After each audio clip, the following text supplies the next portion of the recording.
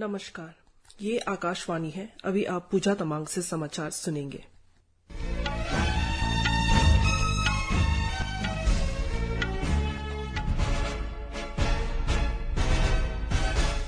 पहले मुख्य समाचार।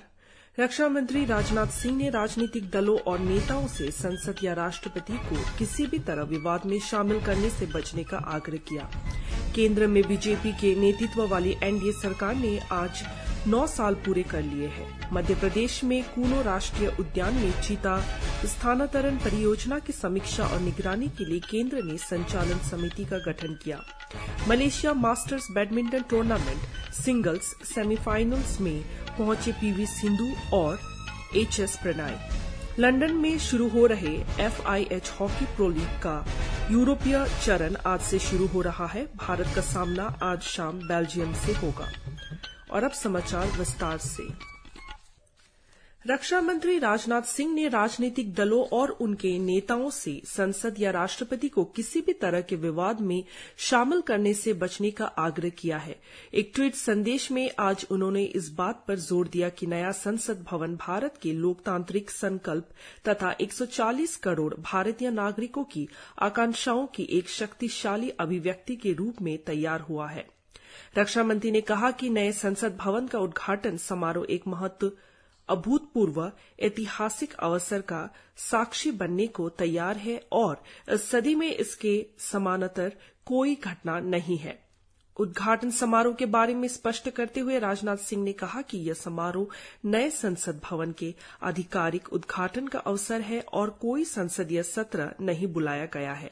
रक्षा मंत्री ने इस समारोह का बहिष्कार करने वाले राजनीतिक दलों से अपने निर्णय पर पुनर्विचार करने और समारोह में भाग लेने का आग्रह किया। प्रधानमंत्री नरेंद्र मोदी के नेतृत्व में भारतीय जनता पार्टी की अगुवाई वाली राष्ट्रीय जनतांत्रिक गठबंधन सरकार के आज 9 वर्ष पूरे हो गए हैं। भाजपा केंद्र में अपनी सरकार के 9 साल पूरे होने के उपलक्ष्य में 30 मई से 1 महीने का जनसंपर्क अभियान शुरू कर रही है। इस अभियान के तहत भारतीय जनता पार्टी 30 जून तक देश भर में कई कार्यक्रमों और रैलियों का आयोजन करेगी। जिला, ब्लॉक तथा बूथ स्तर पर कई कार्यक्रम संचालित किए जाएंगे और लोकसभा क्षेत्रों में विशेष अभियान चलाए जाएंगे। 1 महीने तक चलने वाले कार्यक्रम के दौरान केंद्रीय मंत्री, भाजपा के पदाधिकारी और पार्टी के नेता केंद्र सरकार की नीतियों तथा उपलब्धियों का प्रचार प्रसार करेंगे। केंद्रीय रसायन और उर्वरक मंत्री मनसुख मांडविया ने फार्मा और चिकित्सा उपकरण उद्योग से उचित और गुणवत्तापूर्ण उत्पादों के विनिर्माण पर विशेष रूप से ध्यान देने को कहा है। नई दिल्ली में आज फार्मा और चिकित्सा उपकरण क्षेत्र पर अंतर्राष्ट्रीय सम्मेलन का उद्घाटन करते हुए उन्होंने कहा कि इस प्रतिस्पर्धी उद्योग में गुणवत्ता में ढील नहीं दी जा सकती और सरकार गुणवत्ता सुनिश्चित करने के उपाय कर रही है।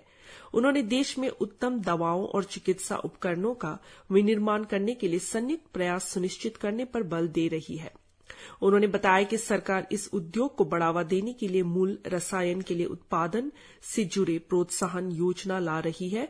उन्होंने बताया कि नरेंद्र मोदी सरकार निर्धनों और किसानों की पक्षधर है, लेकिन वह चाहती है कि यह उद्योग प्रगति करे और आगे बढ़े। केंद्रीय मंत्री ने कोविड काल में फार्मा उद्योग के कार्य की सराहना की। उन्होंने कहा कि भारत न केवल अपनी जरूरतों को पूरा किया, लेकिन अन्य देशों को सहायता भी दी है। महिला तथा बाल विकास मंत्रालय ने प्रधानमंत्री राष्ट्रीय बाल पुरस्कार के लिए नामांकन आमंत्रित किए हैं। ऑनलाइन आवेदन पत्र awards.gov.in पोर्टल पर 31 जुलाई तक भरे जा सकेंगे।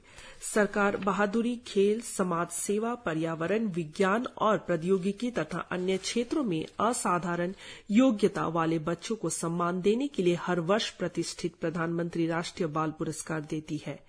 राष्ट्रपति प्रत्येक वर्ष जनवरी में एक विशेष समारोह में ये पुरस्कार प्रदान करते हैं। पुरस्कार में 1 लाख रुपये नकद, पदक और प्रमाण पत्र दिया जाता है। कोई भी भारतीय नागरिक हो और भारत में रहता हो, उसकी आयु 18 वर्ष से अधिक नहीं हो, वे इस पुरस्कार के लिए आवेदन कर सकता है। राष्ट्रीय बाघ संरक्षण प्राधिकरण NTCA ने चीता परियोजना संचालन समिति गठित की है, जो मध्य प्रदेश वन विभाग और एनटीसीए के लिए चीता से संबंधित और उनके विकास, निगरानी और अन्य विषयों की समीक्षा करेगी। 11 सदस्यों की समिति की अध्यक्षता ग्लोबल टाइगर फोरम वैश्विक बाघ मंच के महासचिव डॉ राजेश गोपाल करेंगे। प्राधिकरण में 4 अंतर्राष्ट्रीय चीता विशेषज्ञ सदस्य होंगे, जो संबंधित विषयों पर परामर्श देंगे।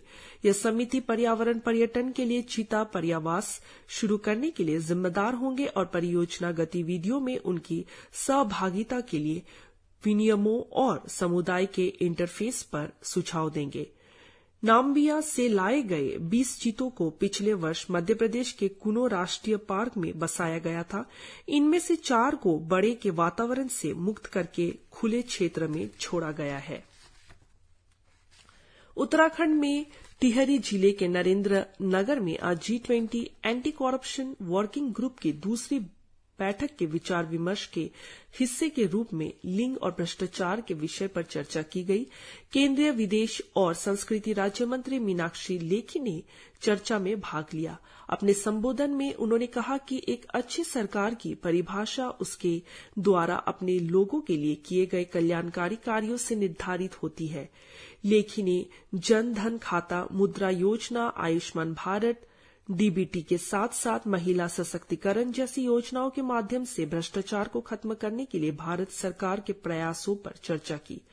इस कार्यक्रम में खुशहाल स्वयं सहायता समूह की रजनी रावत ने उत्तराखंड में स्वयं सहायता समूहों की सफलता से अवगत कराया। उन्होंने बताया कि राज्य के ग्रामीण क्षेत्रों में महिलाएं स्वयं सहायता समूहों के माध्यम से आर्थिक रूप से सशक्त हो रही है और आत्मनिर्भर भी बन रही है।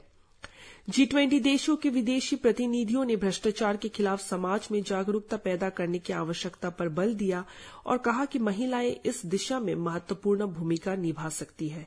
उन्होंने कहा कि हर क्षेत्र में महिलाओं की भागीदारी बढ़ाने की जरूरत है।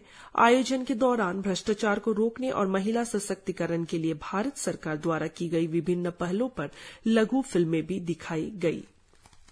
केंद्रीय कार्मिक, लोक शिकायत और पेंशन राज्य मंत्री डॉ जितेंद्र सिंह ने आज भारतीय लोक प्रशासन संस्थान IIPA के 181 नए सदस्यों को मंजूरी दी। इनमें 56 प्रोफेसर, एसोसिएट प्रोफेसर और सहायक प्रोफेसर शामिल हैं। श्री सिंह IIPA के राष्ट्रीय अध्यक्ष भी है। IIPA की कार्यकारी परिषद की 322वीं बैठक की अध्यक्षता करते हुए डॉ सिंह ने बताया कि सेवानिवृत्त अधिकारियों के लिए आरक्षित IIPA की सदस्यता को नवंबर 2021 में सेवारत अधिकारियों के लिए खोलने का फैसला किया गया था। उन्होंने बताया कि इसके लिए अब तक 700 से अधिक सदस्यों का नामांकन किया जा चुका है। श्री सिंह ने कहा कि रक्षा सेवाओं और शैक्षणिक और व्यावसायिक क्षेत्रों से भी आवेदन आए हैं। इससे पहले डॉ सिंह ने IIPA परिसर में केंद्रीय भंडार का उद्घाटन किया, जिसमें विभिन्न प्रकार के रेडी टू ईट खाद्य पदार्थ और एक कर्मयोगी द्वार है। भारतीय पुलिस सेवा के वरिष्ठ अधिकारी प्रवीण सूद ने आज केंद्रीय जांच ब्यूरो CBI के निदेशक का कार्यभार संभाल लिया।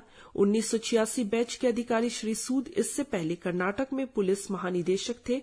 श्री सूद ने लगभग 37 वर्षों के कार्यकाल में विभिन्न महत्वपूर्ण पदों पर कार्य किया है। उन्होंने हाई प्रोफाइल मामलों की जांच की है। उन्होंने कर्नाटक में अपराध और आपराधिक निगरानी नेटवर्क को मजबूत करने के लिए काम किया। श्री सूद को 2011 में विशिष्ट सेवा के लिए राष्ट्रपति पुलिस पदक और 2002 में सराहनीय सेवा के लिए पुलिस पदक से सम्मानित किया जा चुका है। अमेरिका के खाद्य और दवा प्रशासन विभाग ने कोविड के उपचार के लिए फाइजर का ओरल एंटीवायरल वयस्कों के लिए पैक्सलोविड को मंजूरी दे दी। इस विभाग द्वारा वयस्कों में कोविड के उपचार के लिए पहली ओरल एंटीवायरल पिल को अनुमति दी गई है। इस अनुमति से डॉक्टर कोविड के गंभीर लक्षण वाले वयस्कों के लिए दवा लिखने में अधिक लचीलापन अपना सकेंगे। इसी के साथ ही समाचार बुलेटिन समाप्त हुआ। नमस्कार।